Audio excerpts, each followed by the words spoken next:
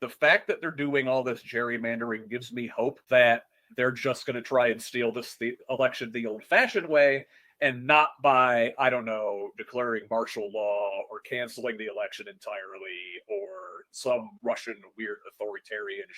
Am I like being too naive? I So I don't know. So I go both ways on this because sometimes I feel the same way. Sometimes I feel, okay, they're scared. They're talking about redistricting.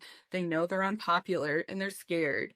So that's, to me, seems like a good thing. However, we are in an age where we just talked about someone hacking into systems. And I don't think that it's impossible for someone to hack into our election systems, especially with who's in charge currently.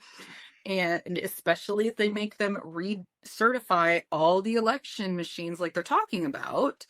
I think that we have to have more concern over the security of our election machines this upcoming election, and maybe not as much about the gerrymandering is more where my concern is lying, because I do see that as, yeah, if they do split up Indianapolis, we're going to get more congressional districts that are competitive. That's great. But will they be competitive? Will it be a real election? Or are we going to be taking out of another person's playbook where it's just the illusion of a free and fair election?